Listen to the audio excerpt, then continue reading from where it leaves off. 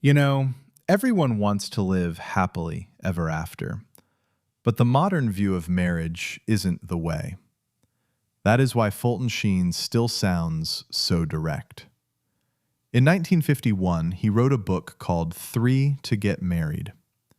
The title sounds strange now because most people assume marriage is about two people in love choosing each other and building a life together.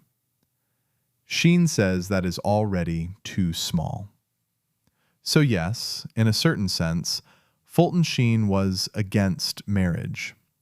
He was against the modern idea of marriage. Marriage reduced to romance, compatibility, attraction, and personal happiness, with God treated as decoration at the ceremony. Once marriage becomes only a private arrangement between two people, it becomes fragile in exactly the way modern marriage has become fragile. One divorce takes place in America roughly every 42 seconds. That is more than 2,000 divorces a day.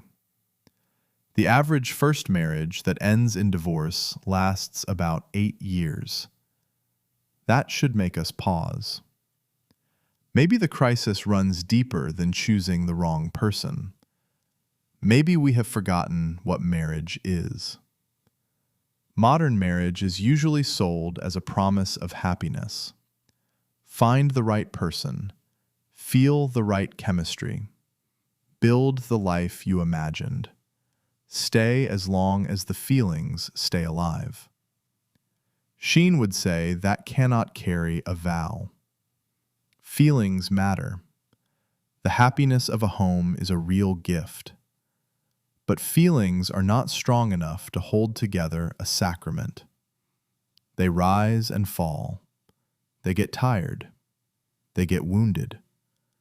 A vow has to be built on something deeper. That is why Sheen says it takes 3 to get married. The third is not an extra guest at the wedding. God is the one who makes the covenant possible. A man and a woman can stand at the altar and speak the words.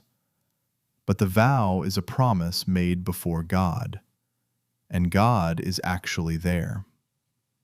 That changes everything. That is why the wedding at Cana matters so much. The first public sign of Jesus is not in a palace or on a battlefield. It is at a wedding feast. And when the wine runs out, Mary notices before anyone else says the problem out loud. Then she gives the whole Christian answer to marriage in one sentence. Do whatever he tells you. That is not sentimental advice. That is the order of a Christian home. When Christ is allowed to speak, ordinary water becomes wine. When Christ is treated as an ornament, the wine eventually runs out, and everyone pretends not to notice. Marriage is a vocation. It is a path to holiness. It is one of the ordinary places where God teaches human beings how to love with a love larger than their own emotions. And this is where Sheen becomes very hard for the modern world to hear. Christian marriage is not mainly about good feelings. Marriage is about dying. That sounds severe until we look at the crucifix. On the cross, Christ shows us what love actually is. Love is not self-protection. Love is not constant emotional satisfaction.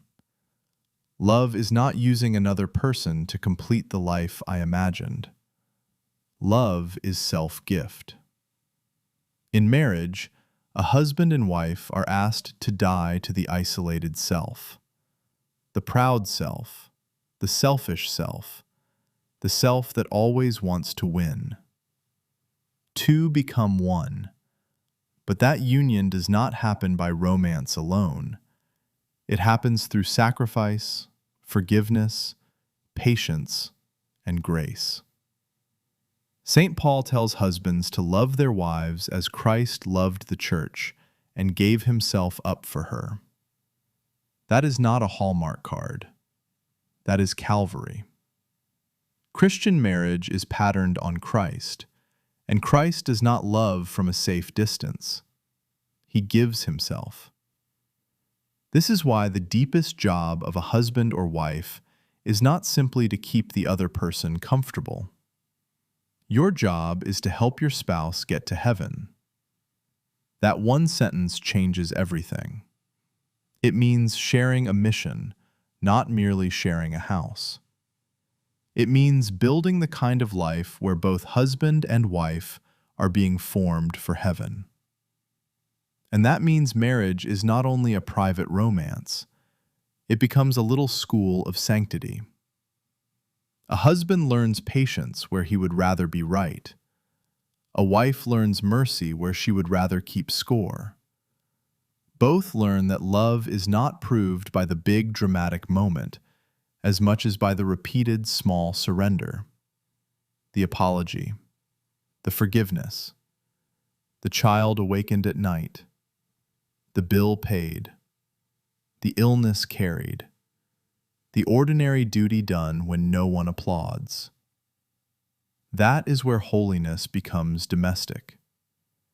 Not less holy because it is ordinary, but more searching because it is ordinary. Sheen was not against happiness in marriage. He was against making happiness the god of marriage. Because when happiness becomes the god, sacrifice starts to look like failure. Difficulty starts to look like evidence that the marriage was a mistake. But in a Christian marriage, suffering does not automatically mean love is dead. Sometimes it means love is being purified. The cross does not destroy love. The cross reveals love. So Fulton Sheen was not against marriage.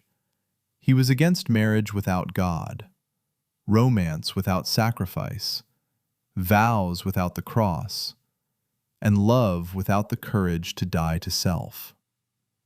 That is why it takes 3 to get married.